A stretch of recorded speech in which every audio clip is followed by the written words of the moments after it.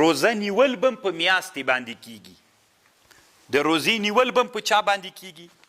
د میاشتې په لیدلو. او د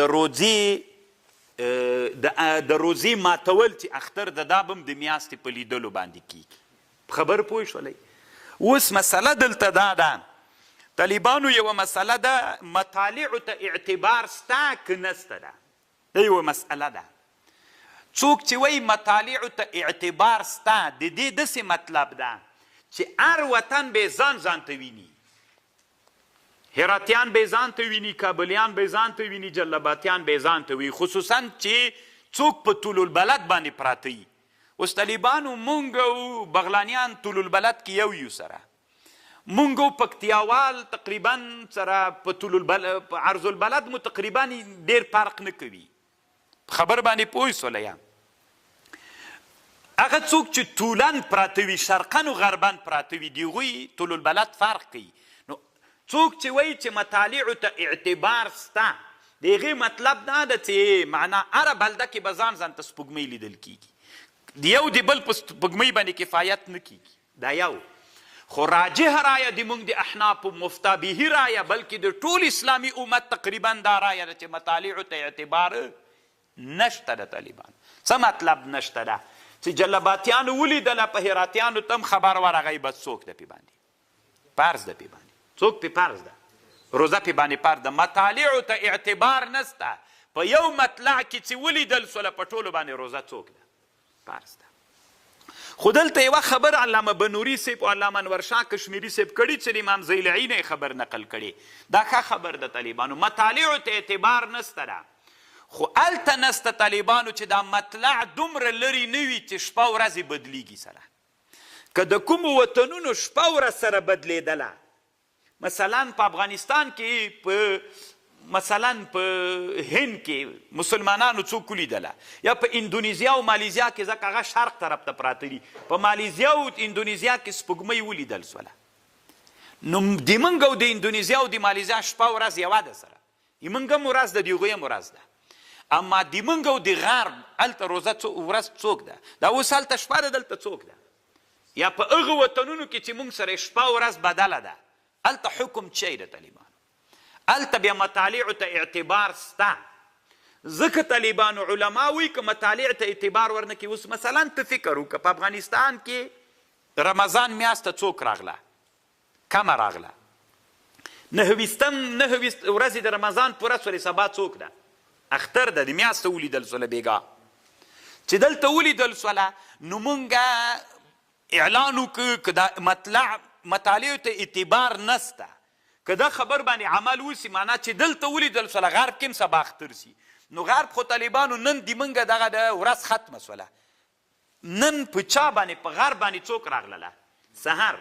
لکه چې په مونږ شپه راغله، په دوی سهار راغی. دوی کوم سهار ده؟ د 9 د ورځې سهار ده. نو خو چې د 9 ورځې سهار ده، که موږ خبر ورسیږي، نو دوی به نن څوک وکړي؟ اختر به کړي. نو چې اختر یې که د دوی څو ورځې راغلې؟ 28 ورځې راغلې. نو علما وایي مطالعو ته اعتبار نسته ده. خو دا هلته چې قریب بلاد وي، بعیدو بلادو کې مطالعو ته اعتبار سته. خو دومره لرې چې ول چې شپه ورځې بدلېدله، کل خراسان والاندلس علما داسې مثال ذکر کړي. اوس خبر پوه شو؟ نو طالبانو که پاکستان کې ولیدل سوله، یا سعودي ولیدله، او یو وارې طالبانو دا خبره داسې واورئ، ټول یو اسلامي حکومت و، ټول تاسې فرض که یو اسلامي حکومت و، سعودي ولیدله، پاکستان ولیدله، د اسلامي هیوادونه چې شپه ورځ یو ده، په دې هیوادونو کې یې ولیدله، په ټولو مسلمانانو باندې څوک ده؟ ځکه یو ته اعتبار نسته، هر مطلع به یې مستقله نه ویني. ته درځه.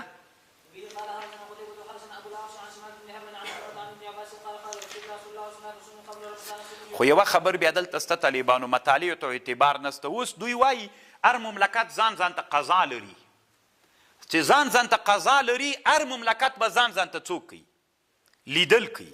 ځکه چې هغه قاضي هلته فیصله وکړله چې هغوی سپوږمۍ ولیدله سعودي مثلا یا پاکستان یا هندوستان یا ازبکستان یا کوم بل هیواد سپوږمۍ ولیدله هلته قاضي فیصله وکړله چې قاضي فیصله وکړه هغه فیصله خو په موږ واجب نه ده موږ مستقله قضا لرو خو دا هلته طالبانو چې دا خبر متواتر رانسي که دا خبر متواتر راغی طالبانو لکه دلته علامه بنوري صاحب وایي د رادیو په اړه باندې وایي که د رادیو خبر بنوري صاحب خو ډېر مخکې تېر سوی هغه وخت کې دغه دنیا دومره پرمختګ نه و لکه دا اوس دی د رادیو که دا د رادیو خبره موږ ته متواتر راورسېده په موږ باندې بیا قضا ته ضرورت نشته بیا خبر مستفیض سو طالبانو دې ټکي ته تاسې فکر وي اوس سعودي اعلان وکړه چې څوک نسته سبا ته روزه ده موږ اعلان وکړه چې سبا ته څوک نه ده موږ سپوږمۍ نه ده لیدلې دا زه منم چې ته مستقل قاضي یې خو د شرع حکم دا ده چې کله د هغه چې خبر دلته راغی د سعودي خبر متواتر راورسېده بیا طالبانو متواتر خبر علمي یقین پیدا کوي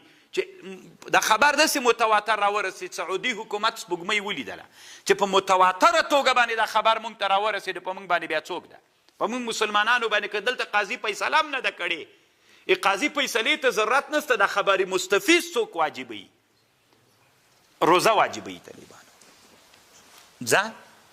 زه نه وایم طالبانو نعم اذا تواترت الاخبار راديو متعدده من شتات الجهات ولا تختلف جهات الانباء عن البلد الذي لم ير فيه يختلف فيسوغ العمل بهذه الانباء وتدخل في حد الاستفاضه المفيده للطمانيه دا استفاضه راولي طالبانو شامي هم پر المحتار کې په دې باندې بحث کړی هم شامي بل مستقل کتاب جوړ کړی دا وليس هذا موضع انجاز البحث وانما القصد اشارات الى المقصود والله ولي التوفيق دا استفاضه چې تواتر باندې او نن طالبانو خبر په تواتر راځي کنه طالبانو ورونو کله تاسو فکر وکړئ د عوام نه دي ناری وهي چې روزه یې وخوړله 9 ولې نبی علیه السلام 9 کاله روزې نیولي دي څو کاله لکه پرزیت چې راغلی و 9 کاله په اول کال د هجرت به 9 کاله رسول الله سلام روزه نیولې ده 9 کلونو کې 7 کاله کمه راغلی ده 2 کاله د رسول الله روزه پوره راغلی ډېر ښه کتاب طالبانو ابن حجر هیتمي جوړ کړی ده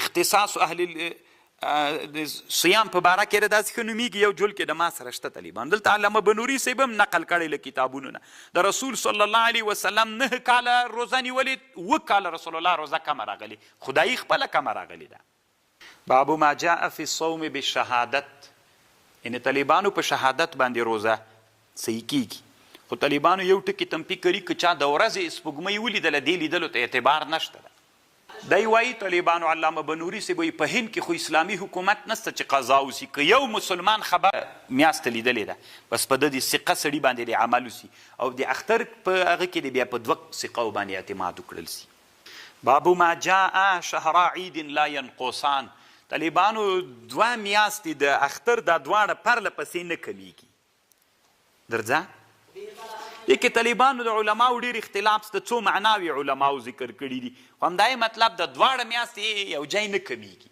چې هم د وړکي اختر کم سي هم د لوی اختر